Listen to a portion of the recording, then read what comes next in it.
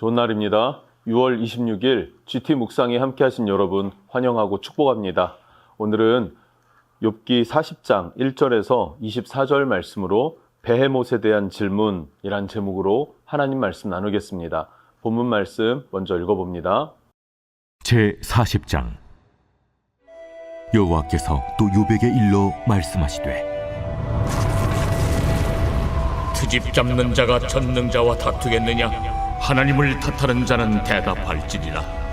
욥이 여호와께 대답하여 이르되, 보소서, 나는 비쳐나오니 무엇이라 주께 대답하리이까?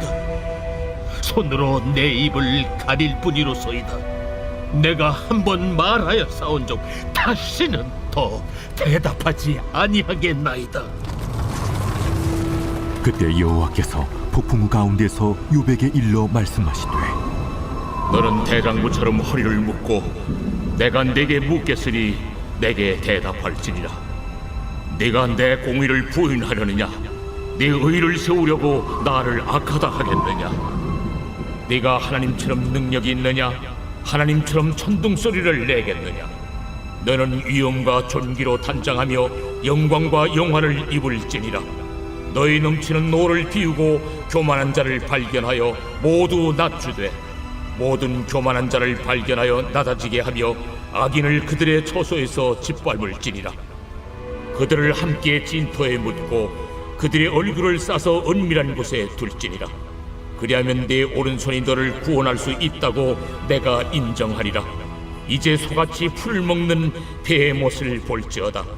내가 너를 지은 것 같이 그것도 지었느니라. 그것의 힘은 허리에 있고 그 뚝심은 배의 힘줄에 있고 그것이 꼬리치는 것은 백향목이 흔들리는 것 같고 그 넙죽다리 힘줄은 서로 얽혀 있으며 그 뼈는 놋관 같고 그 뼈대는 쇠막대기 같으니 그것은 하나님이 만드신 것 중에 으뜸이라. 그것을 지으신 이가 자기의 칼을 가져오기를 바라노라. 모든 들짐승들이 뛰노는 산은 그것을 위하여 먹이를 내느니라. 그것이 연잎 아래에나 갈대 그늘에서나 늪 속에 엎드리니 연잎 그늘이 덮으며 시내버들이 그를 감싸는도다. 강물이 소용돌이 칠지라도 그것이 놀라지 않고 요단 강물이 쏟아져 그 입으로 들어가도 태어나니 그것이 눈을 뜨고 있을 때 누가 능히 잡을 수 있겠으며 갈고리로 그것의 코를 꿰 수 있겠느냐.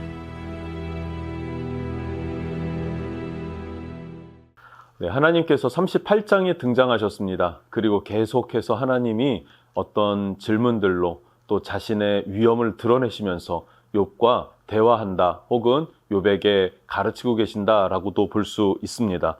지금까지 욥은 하나님 앞에서 내 의의를 말하겠다, 그래서 나의 의의를 증명하겠다라는 것을 외쳤죠. 그러니 반대로 말하면 하나님이 나를 이렇게 벌하시는 것은 실수하시는 것이다 라는 주장도 될 수 있었어요. 그래서 따져보겠다는 거죠. 하나님께 따져보겠다. 그런데 하나님께서 직접 등장하셨습니다.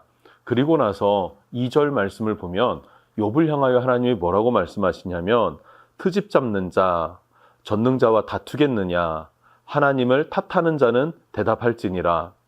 하나님은 욥을 향하여서 트집 잡는 자다, 전능자와 다투겠다 하는 자다, 그리고 하나님을 탓하는 자다 라고 하면서 너 욥아 대답해봐라 라고 말씀하시는 것이죠. 욥은 뭐라고 할 말이 있을까요? 4절 말씀에 나는 비천합니다. 손으로 내 입을 가릴 뿐입니다. 이렇게 말해요. 5절에는 아무것도 대답할 수가 없습니다. 대답할 말이 없습니다. 라고 말하고 있습니다. 이렇게 1절부터 5절까지 말씀을 보면요, 욥은 자신을 향한 하나님의 섭리를 수긍하기 어려워하는구나 라는 것을 전체 문맥을 보면 읽을 수 있는 내용이 됩니다. 하나님은 욥에게 어떤 믿음을 요구하고 계시는가, 이거 되게 중요할 거라고 생각하는데, 시편 37편 7절 말씀에 여호와 앞에 잠잠하고 참고 기다리라 라는 거예요. 우리도 또 욥도 마찬가지고요, 고난이 찾아오고 시험이 찾아올 때가 있습니다. 그럴 땐 어떻게 해야 할까 하는 것이죠. 내가 흥분된 상태에서 내 감정을 따라서 말하고 움직이다 보면 실수하고 죄를 짓기 마련이죠. 그래서 성경은 뭐라고 하냐면 잠잠하고 참고 기다려라 라고 하는 것이죠. 그런데 우리가 돌아보면 욥이 가장 못했던 것들이 잠잠한 것, 인내하는 것, 그리고 기다리는 것이었던 것 같습니다. 그의 아내가 그 상황이 얼마나 고통스러웠겠습니까? 욥도 고통스러웠지만 아내도 고통스럽지 않았겠습니까? 그 아내가 욥을 향하여서 저주할 때 욥이 대답하기를 뭐라고 합니까? 어리석은 여자요 라 그래요. 어리석은 여자요. 주신 분도 하나님이시고 취하신 분도 하나님이시다라는 것이죠. 여러분들이 그 배우자가 이런 욥의 모습이라면 어떻겠습니까? 나도 너무 속상하고 고통스러운데 어리석은 자야 라고 하면서 책망하고 주신 분도 하나님이시니 취하신 분도 하나님이시다 라고 하면 그 속이 터지지 않겠습니까? 같이 숨을 쉴 수가 없을 만큼 고통스러웠을 수 있겠죠. 이것이 바로 욥의 어떤 성급함, 잠잠하지 못함이라고도 할 수 있겠죠.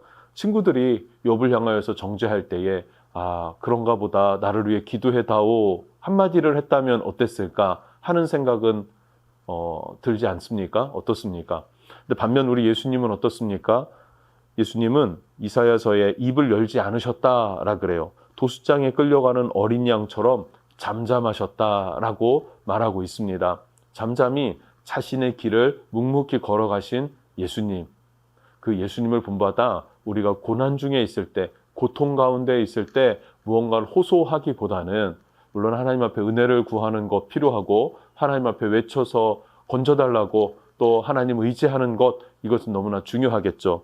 그러나 인내하지 못하고 그리고 잠잠하지 못하고 기다리지 못하는 성품은 우리 안에서 지워내야 할 줄로 믿습니다. 아마 욥은 이 과정을 통해서 이 부분을 연단받고 있구나, 다뤄지고 있구나, 배우고 있구나라는 것을 우리는 볼 수 있겠죠. 8절 말씀을 보면 내가 내 공의를 부인하려느냐, 내 의를 세우려고 나를 악하다 하겠느냐.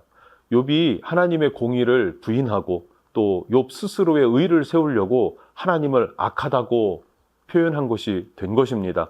원망과 불평을 한다는 것은 내가 더 공의롭다 이런 의미가 담겨져 있죠. 내가 옳다, 내가 낫다라는 거예요. 상대적 우월감을 갖고 있는 것, 그러니까 불평하게 되고 원망하게 된단 말이에요. 근데 그 대상이 누가 되는 것입니까? 하나님이 되신다라는 거예요. 하나님이 이것을 용납하실 수가 없는 것이죠. 왜냐하면 하나님은 전능자, 찬양 받으시기에 합당하신 분이기 때문에 우리는 그 하나님 앞에서 우리는 순복하고 그를 높여드리고 또 우리의 고난과 고통을 어떻게 아뢰드리는 것, 그것이 하나님이 원하시는 것입니다. 그럼 하나님 품 안에 있을 때에만, 우리의 문제가 하나님 손에 맡겨졌을 때에만 고난은 끝나는 것입니다. 문제는 해결되는 것입니다. 욥이 언제 고난이 끝났습니까? 하나님이 등장하시니까, 개입하시니까 욥의 고난은 여기에서 끝나는 것입니다. 여러분, 이것을 잘 기억하실 수 있기를 주님 이름으로 축복합니다. 그리고 11절에서 14절 말씀을 보면요, 하나님께서 또 이렇게 도전하시는 거예요. 너의 기준으로 세상을 다스리고 너의 마음대로 세상의 악한 것들을 정죄해봐라. 살아남을 자가 있는가? 라고 하시는 것이죠. 무슨 말입니까? 너는 이 천지 만물을 다스리는 능력 없어. 너는 불가능해. 너는 능력이 미달이야. 라고 말씀하는 거예요. 우리가 서로 원망하고 불평하고 또 누군가를 정죄하고 단죄할 때 여러분, 우리는 이것을 기억해야 합니다. 나는 하나님 앞에 의로운가? 내가 먼저 의롭게 서는 게 중요하지 남을 판단하는 것은 절대로 금해야 할 줄로 믿습니다. 왜 그렇습니까? 우리를 그렇게 판단하라고 하나님이 우리에게 권한을 부여하지 않으셨기 때문에 그렇습니다. 의로운 분은 주님이시고 그래서 판단하실 수 있는 분도 주님이라는 사실이에요. 우리는 여러 가지 성향적으로, 성격적으로 의견에 충돌이 일어날 수가 있습니다. 그러나 그것을 비난할 조건, 비난할 자격을 하나님께서 부여하지 않으셨다 하는 것을 기억하시기 바랍니다.